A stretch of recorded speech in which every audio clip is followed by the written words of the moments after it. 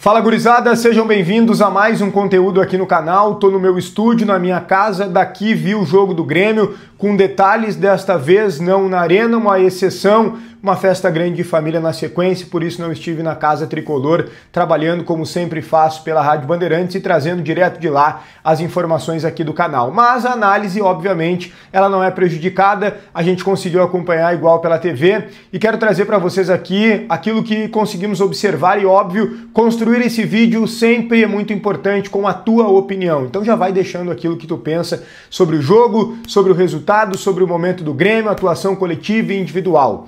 Eu quero dizer para vocês que é uma frustração muito mais pelo que ocorreu no jogo do que em relação a alguma expectativa que poderíamos ter pré-partida. Porque, na verdade, acho que todos os torcedores já estão bem cientes do que é este atual Grêmio. E se ainda alguns não estão cientes, é importante que estejam, para não frustrar ainda mais, para não se irritar ainda mais. A gente precisa ir para frente da televisão ou para a arena do Grêmio e olhar sabendo do que temos, tendo o máximo possível de paciência, por nosso próprio bem, né? Porque o time do Grêmio, ele é ruim. E quando a gente fala que ele é ruim, a gente traz vários jogadores que são insuficientes, mas a gente também precisa olhar para um outro aspecto, que pouco a gente acaba falando. Os jogadores que não são citados como ruins, eles também não são muito bons. Alguns bons, outros razoáveis.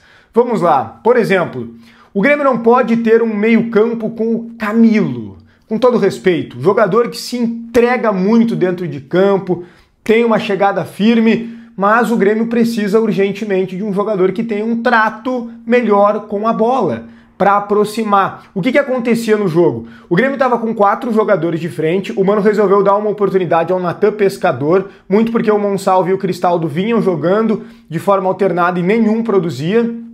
Natan Pescador vinha treinando bem, pediu a oportunidade, recebeu a chance, foi extremamente burocrático. Não dá para dizer que ele foi mal, mas não dá para dizer que ele foi bem. Burocrático. Tocava na bola, passe simples, e teve um passe muito ruim que ele errou, uma esticada à esquerda para o Kik, foi bem vaiado.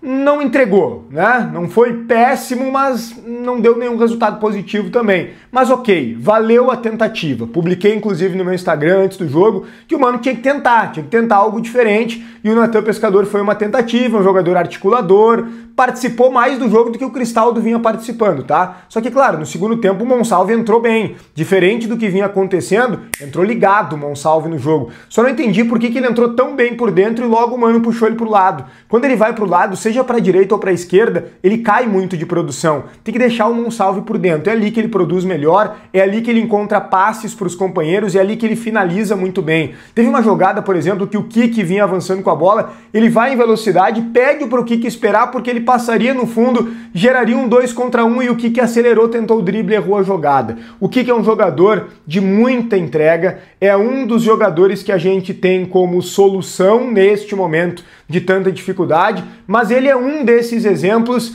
de jogador que não é acima da média. Ele não é muito bom, ele é um jogador bom. O Kik Oliveira é um jogador bom. O Bright White é um bom jogador.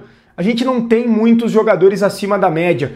Talvez o Amuso seja, talvez, não sei. Ele voltou, fez um gol e eu já vinha anteriormente elogiando ele pelos dribles, essa capacidade de 1 contra 1 que praticamente o Grêmio não tem no plantel, e ele tem personalidade para fazer isso. Ele não se esconde do jogo, ele chama, ele pede a bola, ele vai para cima, ele finaliza. Então o Amuso ter voltado é uma grande notícia e fica óbvio a torcida para que ele não se lesione novamente, não retorne ao departamento médico. Mas voltando ao que eu estava falando sobre o quarteto de frente, com o Natan, com o Kik, com o Alisson e também com o Bright White, ficavam os 4 e eles ficavam sempre contra 5 jogadores da linha de defesa do Bragantino, às vezes até 6 jogadores da equipe paulista. E aí eles estavam em maioria, já não são jogadores diferenciados, não conseguiam criar. Foi a principal dificuldade do Grêmio na primeira etapa do jogo. Por quê? Porque quando tu tem esse tipo de situação, tu precisa de 2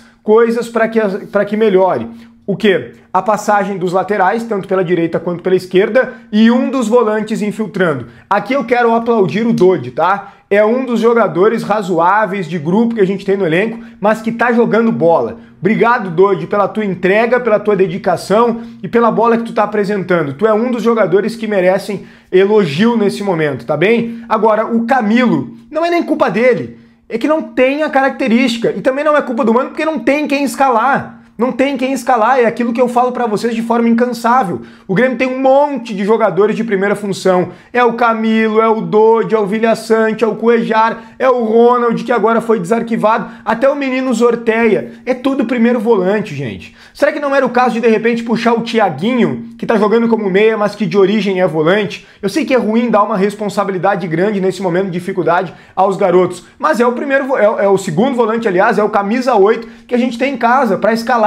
Grita a necessidade de um camisa 8. É muito evidente para quem vê o jogo do Grêmio. E aí, sobre a ultrapassagem dos laterais para ajudar os homens de frente, o Igor Serrote não é esse cara. Ele é muito limitado tecnicamente. Ele marca bem, ele marca firme, mas ele é limitado tecnicamente. Então no apoio não dá para contar com ele. O Marlon sim ia, mas aí o Kiki não estava conseguindo encontrar essa parceria. O Marlon foi 2 vezes no fundo, o Kiki não achou ele. O Kiki tentando muita jogada individual, o drible, tentando resolver o que é bom, mas não estava conseguindo, não foi uma boa partida do Kiki, embora tenha aparecido muito, ele tem muita personalidade, e isso sem dúvida alguma a gente tem que valorizar. E aí a gente faz o gol, e o gol é que gera justamente essa frustração, porque ali, já na parte final do jogo, deu a ideia de que ganharíamos a partida, mas não deu. Uma desatenção defensiva, uma bola nas costas do Gemerson, que estava na cobertura o Igor Serrote, só que ele marca o centroavante e aí o dele fica livre, né? Justamente o centroavante serve para o Isidro Pita, que estava mais pelo lado, com total liberdade na cara do gol, tirou do Volpi, o goleiro nada podia fazer e empatou a partida. Um banho de água fria, uma frustração em relação ao que foi o jogo, mas eu quero pontuar para vocês algo que é importante, tá? Eu gosto sempre de olhar também o lado positivo das coisas. O que a gente tem que criticar, mas a gente tem que se apegar também ao lado positivo. Olha só, o Grêmio está em 14º, próximo da zona de rebaixamento. Fomos a 9 pontos, em pontos também há uma proximidade do Z4. É um início de campeonato. O Grêmio ganhou 2 jogos, empatou 3 e perdeu 3. A gente precisa avançar. E aí é importante a gente olhar para a sequência. Eu quero mostrar para vocês que ela não é tão difícil assim. É claro que pela bola que o Grêmio está jogando, pelo desempenho atual, todos os jogos são difíceis. De fato, contra CSA, Atlético Grau, todo mundo, o Grêmio tem dificuldade. Mas são jogos, vocês vão ver, que o Grêmio pode pontuar. Bom, o próximo jogo é o mais difícil dos próximos 4. Eu quero pegar os próximos 4 para vocês. O próximo é o mais difícil. Pelo Brasileirão, vou esquecer nesse momento Sul-Americano e Copa do Brasil. O próximo é contra o São Paulo no Morumbi. Mesmo que a gente não tenha vencido em casa o Bragantino, chegar no Morumbi e empatar com o São Paulo será um bom resultado, tá? Somar um ponto lá vai ser um bom resultado.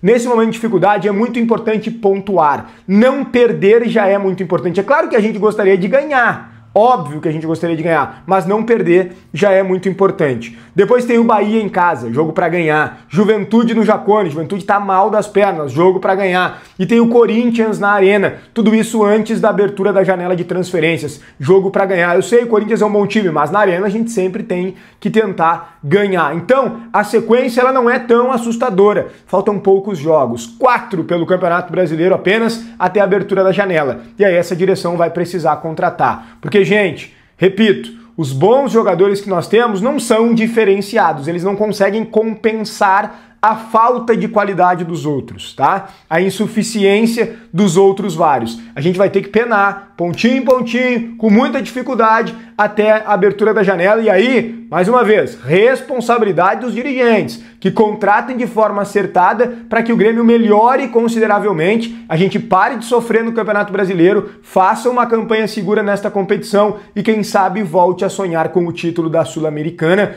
Estamos vivos, no meio da semana temos um jogo importante em casa contra o Godoy Cruz. Temos que vencer para ter a ponta do grupo e classificar sem precisar dos playoffs, beleza? Olha só, esse vídeo foi para Matiello Corretora de Seguros. Para tu fazer o seguro do teu carro, da tua casa, seguro de vida, é Matiello Corretora de Seguros. Fala direto com o proprietário Matiello no telefone que está na tela e fecha negócio. Pelo menos faz uma cotação sem compromisso e compara o preço e também as coberturas. Crepe do Alemão, o melhor do Rio Grande do Sul de forma disparada na mais bela praia gaúcha, que é Torres. Crepe do Alemão fica lá na Avenida Beira Mar, incomparável. Um grande abraço e até o próximo conteúdo.